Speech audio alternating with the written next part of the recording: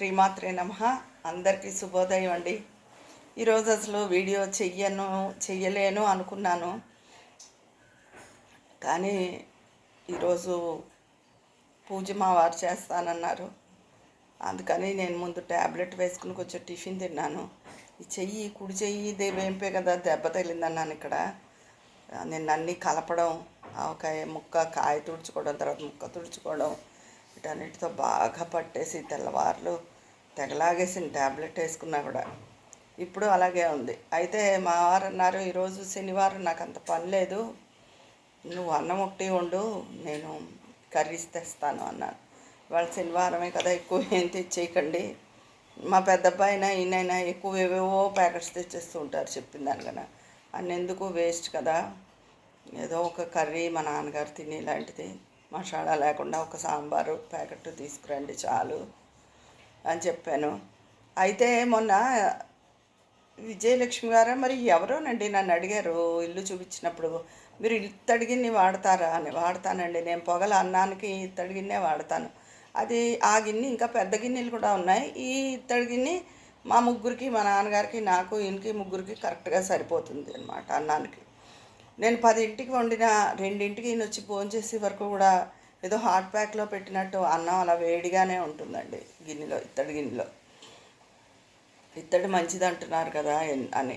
కుక్కర్లు స్టీల్వి ఉన్నాయి, అల్యూమినియంవి ఉన్నాయి.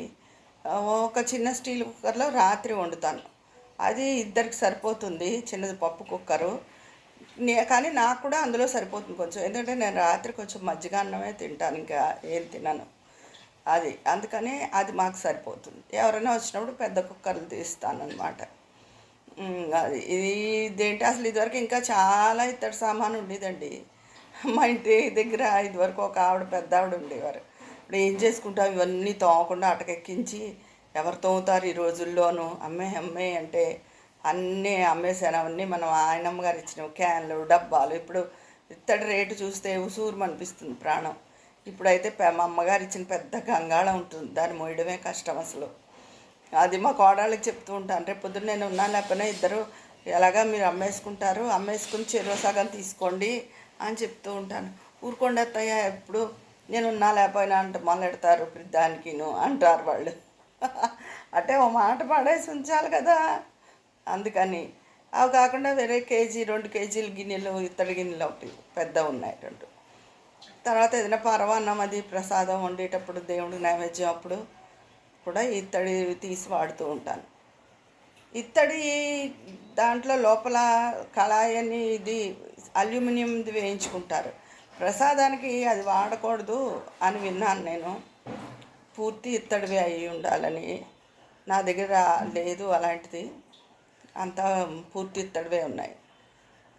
అదండి సంగతి. ఇదేంటి ఈ వీడియో చేయను అనుకున్నాను, కానీ ఒకసారి అందరికీ కనపడి చెప్దాము అని. ఎవరినో నిన్న ఒకళ్ళిద్దరు అడిగారు, కొలతలు చెప్పండి ఊరగాయకి అని. అంటే నేను మొన్న చూపించిన వీడియో వాళ్ళు చూడలేదేమో, అది మళ్ళీ నేను అప్లోడ్ చేశాను. నేను పెట్టే పద్ధతి ఏ కొలతలు వేస్తాను అన్నది. ఇంకా నిన్న అందుకే నేను కొలతలు వివరణ చెప్పలేదు, ఈ మధ్య కదా చెప్పాను అని చెప్పి. అయినా ఎవరింటి పద్ధతి ప్రకారం ఇంచుమించి ఆల్రెడీ చాలామంది ఆవకాయ పెట్టేసుకున్నారు కదా. అది ఇంకేంటండి సంగతులు. ఇగో ఇవాళ ఊరికే ఇప్పుడే స్నానం అది చేసి వచ్చి చూస్తే పుల్లకాయ బాగా. నేను సువర్ణరేఖ పెట్టానండి, కొత్తపల్లి కొబ్బరి కానీ సువర్ణరేఖ కానీ పెడతాను. నిన్న కొత్తపల్లి కొబ్బరి ఎందుకో నాకు నచ్చలేదు, సువర్ణరేఖకాయ బాగుంది, అది పెట్టాను. పీచు అది ఉంటుంది దానికి, చాలా వెర్రి పుల్లగా ఉంది కాయ, దాంతో బాగా ఓటొచ్చేసింది. రేపు 3వ రోజు కదా, రేపు కలుపుతానమాట, తిరగా కలిపి జాడీల్లో పెట్టాలి. అది సంగతి అండి. మీరందరి మాకు ఇవాళ నుంచి వర్షాలు అన్నారు, ప్రస్తుతం ఏం లేదు, పొద్దున్న ఎండగానే ఉంది చాలా. ఏపీలో వర్షాలు, మొన్న ఎవరో హైదరాబాద్ నుంచి ఇక్కడికి వచ్చేట, బాబాయ్ మా హైదరాబాదే బెటర్ అండి బాబు, రాజమండ్రి ఎండకి వడదెబ్బ కొట్టేసింది అన్నారు. ఎవరో సుజాత ఫన్నీ టాక్స్ ఆవిడ అనుకుంటా, అది చాలా ఎండగా అయితే ఉంది. అవి పైగా ఇలా ఊరగాయలు కలిపినప్పుడు అది శరీరంలోంచి ఇంకా వేడొచ్చేస్తుందండి. నేను రాత్రి అనుభవించాను. నేను అది స్నానం చెయ్యి ఏం చెయ్యి, ఒక రకమైన ఏసీలో ఉండు, ఒక రకమైన ఉడుకు బాధ ఏమి తినాలనిపించకపోవడం, ఈ చెయ్యి చెప్పాగా ఈ పడ్డ వేంపే ఈ చేత్తోనే పని ఉంటుందిగా, కుడి చేత్తో విపరీతంగా ఏదో నవలేస్తోంది చెరుకు లాగా, ఇంత పోటు వచ్చేస్తుంది. ట్యాబ్లెట్ వేసుకుంటే కొంచెం నయం, పర్వాలేదు. మా అమ్మ ఎప్పుడూ చెప్పేది, ఎంత బాగుండపోయినా పొద్దున్నే స్నానం చేసేసి నాకేమో ఓపిక, నేను చేయలేనమ్మా, నాకు అసలు బద్ధకంగా ఉంది, నేను ఇప్పుడు చేయను అనేదాన్ని. అదంతా పోతుందనేది. ఇప్పుడు అదే గుర్తొచ్చింది. స్నానం చెయ్యని క్రితం ఒక అరగంట క్రితం నేను ఇంకోలా ఉన్నాను, ఇప్పుడైతే చాలా ఫ్రెష్గా అమ్మయ్య ఈ పని ఇందాకనే ఎందుకు చేయలేదు అనిపించింది. సాధారణంగా పొద్దున్న 7 అయ్యేటప్పటికి 7 మ్యాక్సిమం 7:30 లోపు అన్నీ సర్ది, కొన్ని సర్దుళ్ళు ఉంటాయి కదా, ఇంత పని వాళ్ళు ఉన్నా చేసేస్తాను స్నానం. నేను 7:30 దాటినా ఇంకా స్నానం చేయకపోతే అందరికీ వీళ్ళకి నాకేమన్నా బాగాలేదేమో అని మా నాన్నగారికి, మా వారికి, మా పిల్లలు ఉంటే వాళ్ళకి అందరికీ అనుమానం. మ్యాక్సిమం 7:30 కల్లా నా స్నానం అవి అయిపోతాయి. 8ంటికి పూజ అయిపోతుంది. ఇదివరకు ఇంకా ముందు ఉండేది, ఇప్పుడు కొంచెం మరి చిన్నపిల్లలం కాదుగా, పెద్ద అవుతున్నాంగా, కొంచెం బండి స్లోగా వెళ్తుంది. అది ఇంకా నువ్వు పెద్దదాని వెంటే చిన్నపిల్లవి అలా అంటావు అంటుంది మా ఎదురుండి అత్తయ్య దెబ్బలాడుతుంది.